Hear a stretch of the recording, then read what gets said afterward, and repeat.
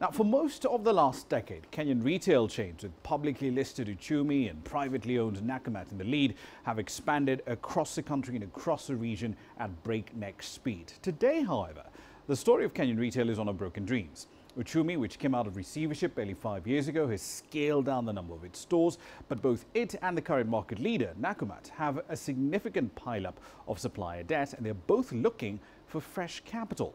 Earlier on, I spoke to my panel about how the dreams of a fast-growing Kenyan retail sector imploded in such dramatic fashion. You hit the nail on the head, trying to be all things to all people, and I think it's very difficult to achieve that because one, you need a big space. Two, the goods turnover is different. If you go to, and if you look at the retail, the food retailers, what are the categories of products they sell all the time? It's your milk, sugar, bread, flour, cooking soap and cooking fat, and maybe a few other things. But TVs are useful, but people don't buy them every day.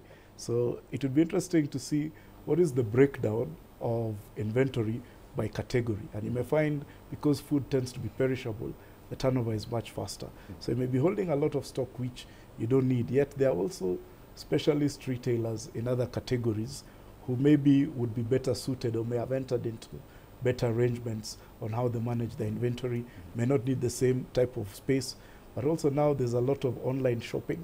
So for your durables, Jumuia, groups like those who people are buying off the internet, and they're much cheaper. So some of these things are actually causing a change in how people have traditionally shopped.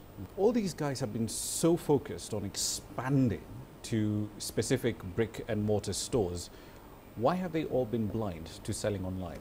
Well, I think because selling online is not necessarily a panacea for everything. I mean, not everybody can sell online and sell successfully, partly because selling online means you've gotten into new logistics businesses.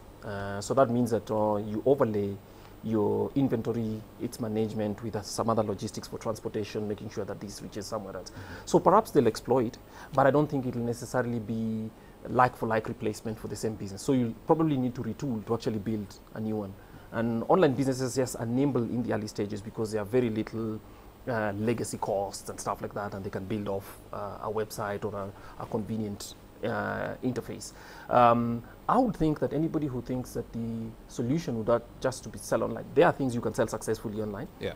Not everything can be successfully sold online.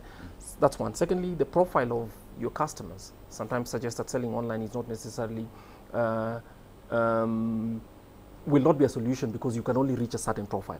Not there are certain people who will actually be okay with buying stuff on that they haven't seen. Precisely, especially because online sales presupposes one, you're able to pay by a card, or, well, I know M-Pesa is available and mobile money is available in other ways. But it actually just requires new business arrangements that our legacy stores and retailers have not had before. While there's been a lot of coverage about the two houses, beneath sort of the top four, there are a couple of other retailers who seem to be making very positive steps. I'd think of an entity like Chandarana, which has a very focused business strategy. It has clearly identified its markets, and even if you go through the stores, it's a very different look and feel. And also beneath that, there are other retailers, maybe a bit smaller, the likes of Eastmart, the likes of Madai Supermarkets, which is doing very well within a particular region. So I don't think it's all doom and gloom for retail. It really depends on how you've chosen to attack the market, what is your route to market, what is your strategy, and you're seeing some of these niche operators being quite profitable and growing and could probably also raise capital more easily. At the end of the day, an investor and any business must have a very unique value proposition, and that's what maybe it's not coming out clearly from an investor point of view.